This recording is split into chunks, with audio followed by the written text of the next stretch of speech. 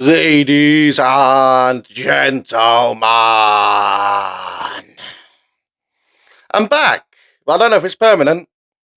We've got to wait and see. Tonight is Raw on Netflix, and this is what I've been waiting for to decide whether I'm going to continue doing this or not, because I have lost interest in wrestling so much over the last few months, man, that I have not bothered to watch anything at all. I didn't bother with Saturday night's main event, because why would I? I didn't bother with fucking Raw or SmackDown or NXT or anything for the last month and a half maybe, right? So tonight will tell me if I'm still a wrestling fan or not, because I don't know if I am anymore. I don't know if wrestling is for me right now. And the reason I say this is for many, many, many, many reasons that I've stated previously. But one of the main reasons is just the way WWE's become too long term. Too long term. We wanted long term booking, right? But Triple H has taken it three steps ahead, and he's making everything prolong for so long. The Judgment Day shouldn't be a thing anymore, okay? The Judgment Day shouldn't be a thing anymore. Yeah, it's still here. Alright, end the Judgment Day. End that. Get rid of those stupid women's mid-card championships that fucking devalue the men's versions because they're a fucking copy-paste championship. Get rid of them. Fuck Speed off.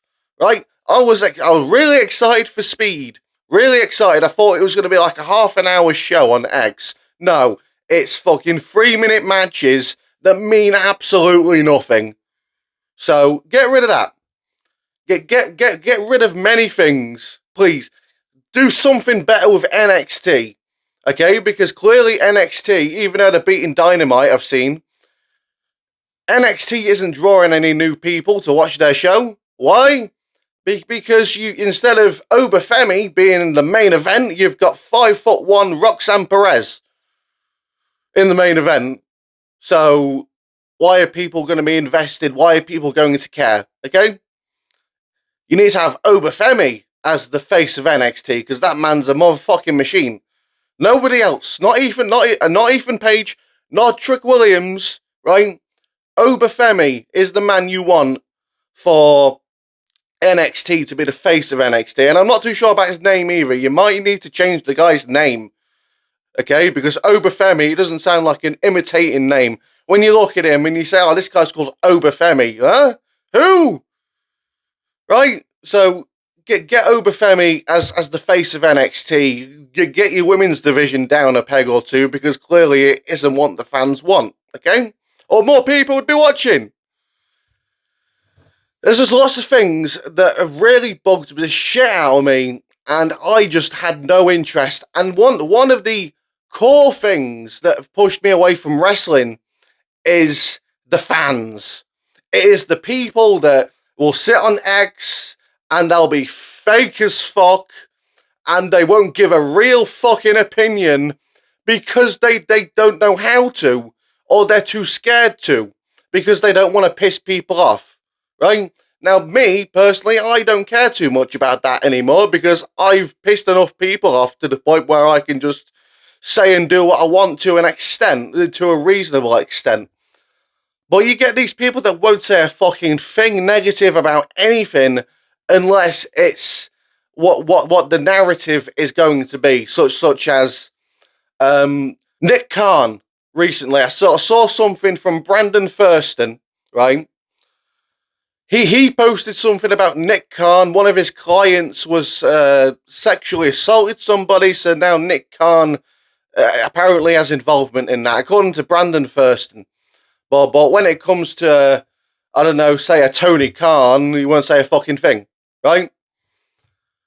You'll get Denise doing things like that. You'll get Sean Ross Sapp doing things like that. You'll get all these fucking whiny bitches doing things like that.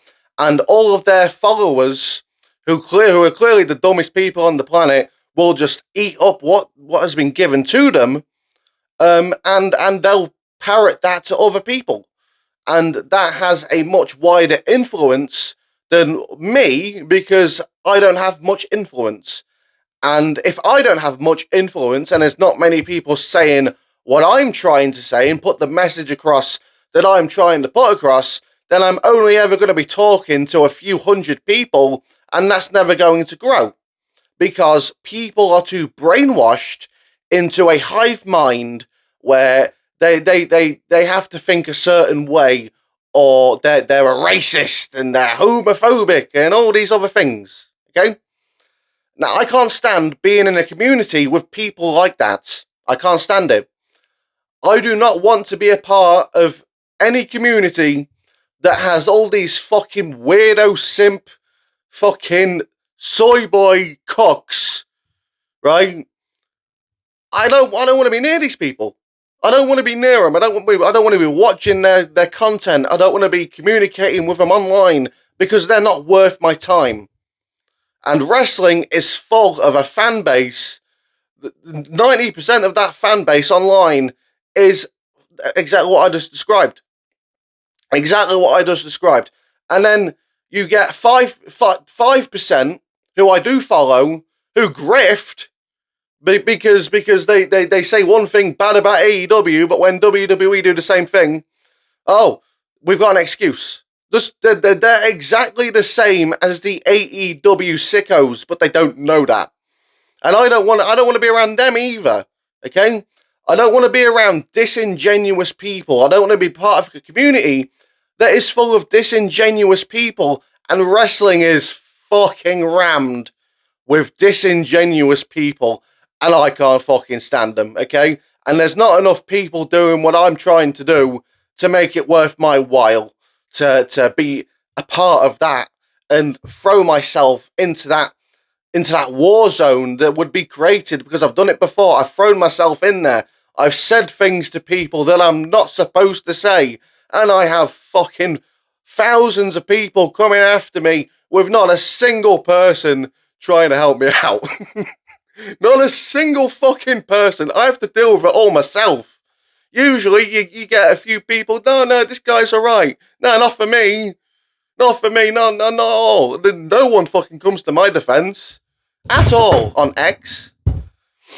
And that's why I don't bother throwing myself out there, because if I've got no one to back me up and back up my view, then it's only going to be me repeating myself to these fucking weirdos, and I'm not going to have too much to say to them after I've repeated myself 500 times, and they're going to win. It's as simple as that. I can't stand being in a community with people that want to grift, people that are disingenuous, and I know that every community is pretty much full of these people, but wrestling it's so much worse. It is. It's so bad when it comes to the weirdos. And you know what weirdos I'm talking about. They're just all over the fucking place. And I can't stand them. You got people stop timing wrestling matches and then timing the breaks from one match to the other, because they want match after match after match after match. No, motherfucker. I want to go into the fucking kitchen, make myself a fucking drink, go outside to do something that I'm not supposed to say on YouTube, come back in, and then I'm ready for the next match. Maybe I've missed the entrances, but who cares, right? Why do you want match after match after match? You just want to sit there wanking off, pissing yourself, watching wrestling. What's wrong with you? Get out of your fucking bedroom, do something else, right? I don't want to be around these people. But I've gone on way too long about that, ranting and fucking raving. I'm here to talk about Raw on Netflix, okay? Now, I've got everything that's been advertised right here, and everything's going to be time-stamped, so there's no point in me saying it now, but if you didn't want to watch that rant, you can just skip here. I should have said that at the start, but oh well.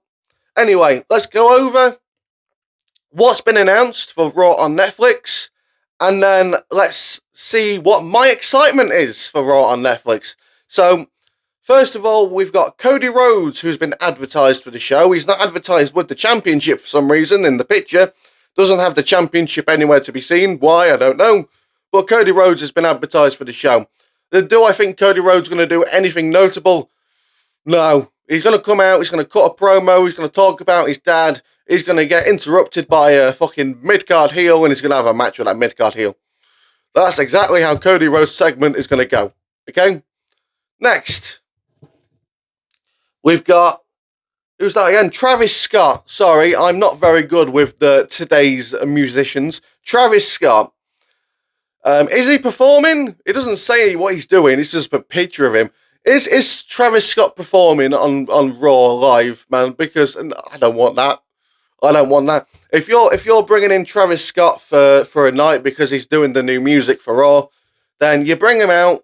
He can cut a promo to the crowd, and then you bring out Austin Theory. But bear with me. I know he's on SmackDown, but bring out Austin Theory anyway. Austin Theory's gonna chat shit to Travis Scott, and then Travis Scott's gonna hit a generic wrestling move on Austin Theory, like Jelly Roll. Because if I was the booker, I'd unintentionally bury Austin Theory. I wouldn't mean to do it, but every time I'd have a celebrity. Oh, Austin Theory, it's time for you to get chokeslammed or fucking power slammed by a celebrity with no training, right? So hopefully that's how the Travis Scott segment goes. But I think it's going to be in performing and, yeah, piss break. The Rock is announced for the show. Now here's where you're not going to like me, because I don't know if I don't think The Rock's going to do much of anything on Raw on Netflix apart from announce it's Raw on Netflix. I don't know if he's going to get involved in Roman Reigns versus Solo Sikoa. I don't know if he's going to get. I don't think he's going to get involved in the Cody Rhodes stuff. I think he's just going to come out and cut a promo and maybe chat shit to the crowd. I don't know. I think he's not going to do much notable. But I really hope I'm wrong. But I don't think I'm wrong because of the way things have been booked over the last year with Triple H and making things last way too long and leaving it way too long for even a tiny, minuscule fucking payoff for anything. So that's The Rock. Next, Logan Paul. Logan Paul is taking a break from poisoning children with fucking, is it Lunchley? Lunchley. To come back to wrestling. I don't care anymore, man. I do not give a fucking flying shit about Logan Paul because of the recent shit, man. I just can't stand the guy anymore. I used to like him, right? Even though he'd done bad shit, I used to like him, and I know he supports fucking Agent Orange, which is a good thing. If you don't know who Agent Orange is, watch some Jim Cornette, you'll know who Agent Orange is. But I have no excitement for this. I don't know why Logan Paul's still here, because Logan Paul has not brought in a new audience. He's been with WWE for a while now. We was told he's going to bring in new fans. Where are they? Where are they? I don't see them. The ratings are going down. I don't see any new fans, okay? Something I'm genuinely excited for, John Cena's back. Fucking fantastic, because even if John Cena's just going to come out and cut a promo, I'm going to watch it because it's John Cena. As simple as that. Just because it's John Cena, I'm giving that segment a 10 out of 10 before it's even aired. Now we go downhill a little bit because we've got Rhea Ripley versus Liv Morgan. Nah. Piss break. Next, Drew McIntyre versus Jey Uso, a match I think I've seen 1,000 times, man. Why? Why do I care? I care about both guys, but I've seen this match so many times, and I've seen loads of variations of Jey Uso versus Drew McIntyre. I don't want to watch it again. Piss break. Next, we've got CM Punk versus Seth Rollins, and this is a match I'm excited for. But how many fucking breaks are they going to throw in throughout this match? How many times am I going to be pulled out of the match for an advert? That's the thing that's going to be really fucky with this, man. With these big time matches, we've got breaks. Breaks. But I'm hoping CM Punk wins. Thank God they're not doing this match at WrestleMania.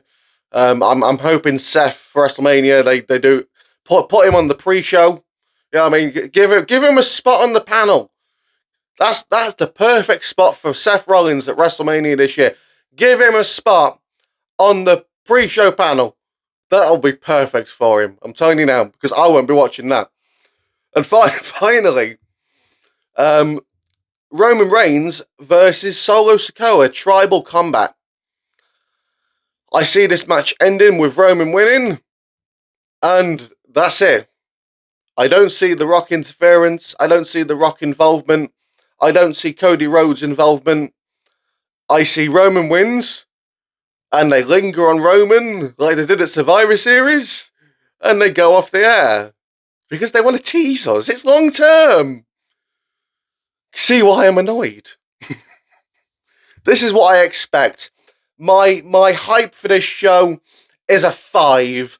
A 5 out of 10 for Raw on Netflix. And it shouldn't be that way, but it is. You ain't gonna like that, but I ain't gonna sit here and be disingenuous and lie to you like a Denise who says, I ain't gonna do that. No. But let me know what you think in the comments below, man. I've ranted on way too long about stuff. I needed to do this, man. I needed to sit here and just vent. I'm sure I did this the last time I made a video as well. Vent. It's all I do every time I make a video is I vent about things I don't like. And it shouldn't be that way. I don't want to do this. But if you're giving me no choice but to do that, it's all I can do. Like, subscribe, follow me on X at DCrossman25. Thanks for watching, and I'll see you soon.